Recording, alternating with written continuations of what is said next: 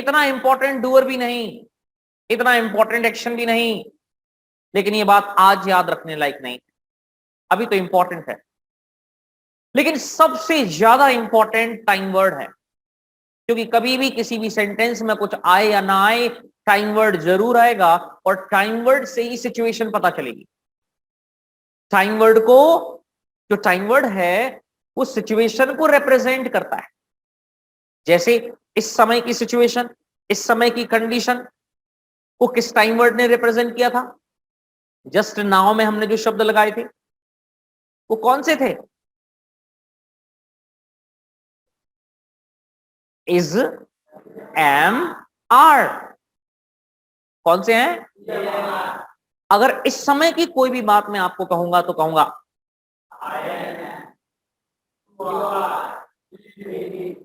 अब इसके बाद में नो एक्शन भी लग सकता है और एक्शन भी लग सकता है। लेकिन अगर एक्शन लगेगा तो एक बात ध्यान रखनी है कि उस एक्शन में मुझे क्या लगाना है? इंग लगाना है बोलते हुए, और लिखते हुए आईएनजी लगाना है। लेकिन ऐसा मैं कब करूंगा? तो ये मुझे दिखाई देगा ना, सुनाई भी देगा ना। तो जब मुझे चाहे वो मैं काम करते हुए दिखाई दूं और उसी काम की चर्चा करूं जो मैं कह रहा हूं, इसी समय मैं पढ़ा रहा हूं, तो पढ़ाने का काम मेरे साथ प्रोग्रेस में है इस समय, इस क्षण, राइट नाउ। तो अपने लिए कहता हूं आई एम, आप मेरे लिए कहेंगे। और पढ़ाना हुआ टीच, तो टीच में क्या लगेगा? तो पूरा क्या बना? मेरा विचार अपने लिए।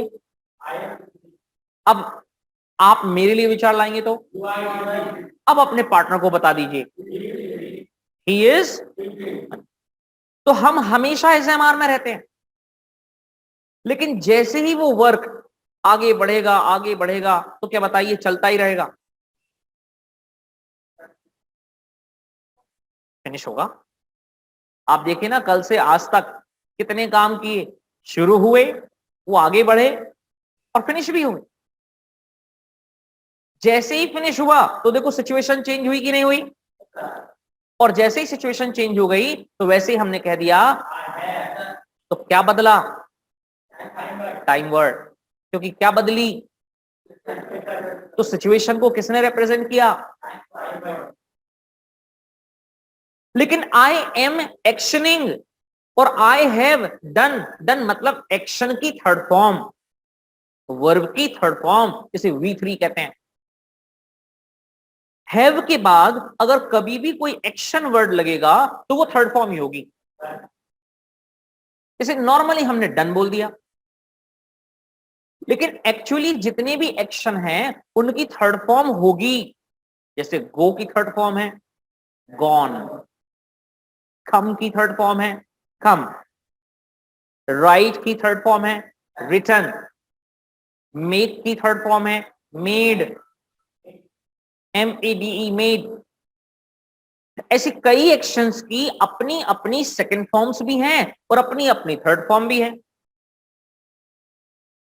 तो दिमाग में इस बात को लेकर कंफ्यूजन भी आता है, और इस बात पर सवाल खड़ा होता है कि सर हमें तो सारे एक्शंस की third form, second form, first form पता ही नहीं। तब फिर मैं आपसे कहूंगा डोंट वरी। हिंदी में कहते हैं चिंता मत करो, इंग्लिश में क्या कहा? बिल्कुल चिंता नहीं करिए। इसलिए चिंता नहीं करिए कि जैसे जैसे ट्रेनिंग आगे बढ़ेगी तो हम एक्शंस को सीखते चलेंगे और प्रैक्टिस करते चलेंगे, तो अपने आप चीजें समझ में आने लगेंगी।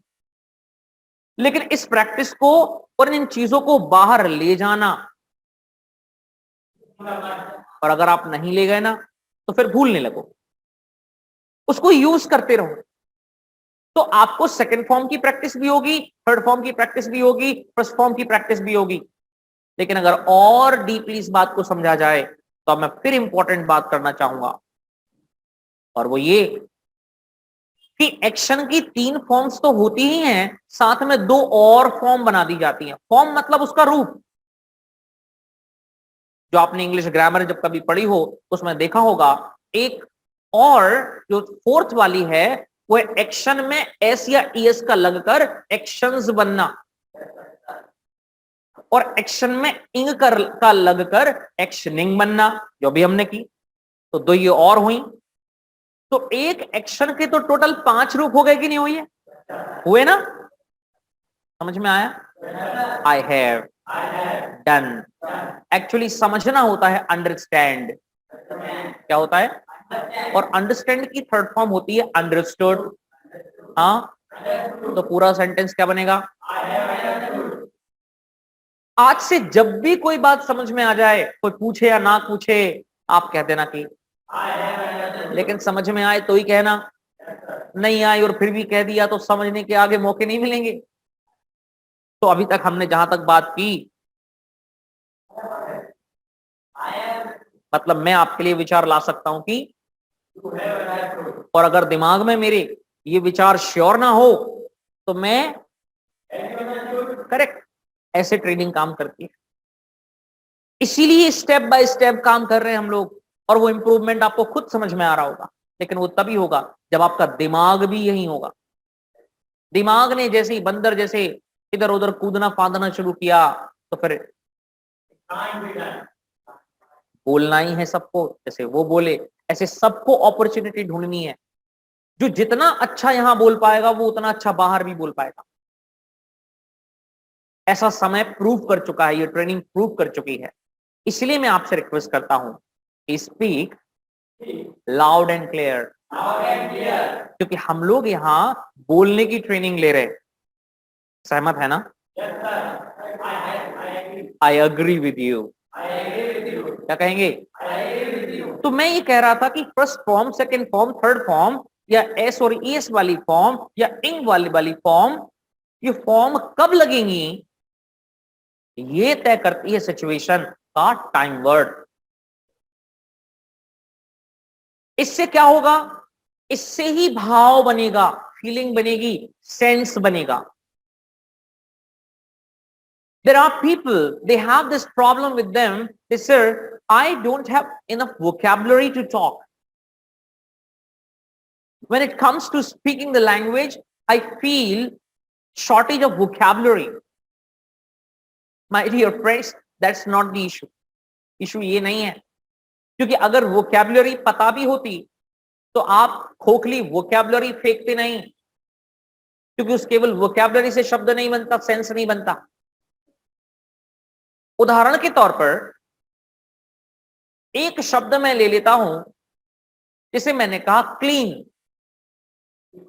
CLEAN, clean. क्लीन मतलब होता है साफ करना, ये वोकैबुलरी है, शब्दावली मिल गई मुझे, कोई चीज साफ करना क्लीन होता है। ठीक है, अब मैं ये कहूं कि मैंने कल क्लीन किया था, या मैं ये कहूं कि मैं क्लीन कर रहा हूं, मैं ये कहूं कि मैं कर दूंगा, मैं ये कहूं कि मैं बचपन में क्लीन करता था, तो क्लीन शब्द तो यूज हो रहा है, वोकैबुलरी मिल भी गई, लेकिन मैं यही कहता रहा हूं क्लीन क्लीन क्लीन, तो सेंस नहीं बनेगा। इसी सेंस को डेवलप करने के लिए अंग्रेजी में व्याकरण, जिसे इंग्लिश ग्रामर कहते हैं, और इसी चीज को सीखने के लिए स्कूल में रॉन्ग पैटर्न यूज किया जाता था, और अभी भी किया जाता है। अगर उसका उद्देश्य बोलना सिखाना है तो, और मैं तो कहता हूं कि अगर स्कूल्स में और कॉलेज में और सभी जगह शुरू से ही सही पैटर्न यूज कर लिया जाए, तो आपको ना याद करने में प्रॉब्लम आएगी, ना आपको लिखने में प्रॉब्लम आएगी। पता है क्यों? क्योंकि आपको अपने आप मन के विचारों को लिख पाएंगे। जैसे यू वॉच मूवी, आप जब मूवी देखते हो ना, तो आप मूवी देखने के बाद स्टोरी याद हो जाती है। अब आपसे कोई उसके बारे में क्वेश्चन पूछे, आप आंसर दे दोगे। भाषा में हेरफेर हो सकता है, शब्दों के चुनाव में हेरफेर हो सकता है, लेकिन उसका जो मीन है, जो अर्थ है, वो नहीं बदलेगा, वो वही रहेगा, और यही तो होना चाहिए। लेकिन स्कूल में ना बच्चों को ये बात समझ में आती, ना कई टीचर्स को ये बात समझ में आती। Still I am very thankful and grateful to those schools, those are really doing great work. वो क्या कर रहे हैं? वो बच्चों को लेसन पढ़ाते हैं और उसके बाद बच्चों से कहते हैं जी अपने आंसर्स खुद रेडी करके लाना, यहां बच्चों का दिमाग चलेगा। लेकिन दुर्भाग्य इस बात की है कि बच्चों को इंग्लिश टफ लगती है, कई लोगों को, और वो समझ में ही नहीं आता कि सेंटेंसेस फ्रेम कैसे करें। ये ट्रेनिंग प्रोग्राम अपने आप सारी चीजों के ऊपर वर्क करने लगेगा, क्योंकि जो मूवी आपने देख ली, अब आप क्या चेंज कर रहे हो, भाषा ही तो चेंज कर रहे हो। अभी हिंदी में बोल रहे थे, अब आप इंग्लिश में बोलने लगे। अब आपने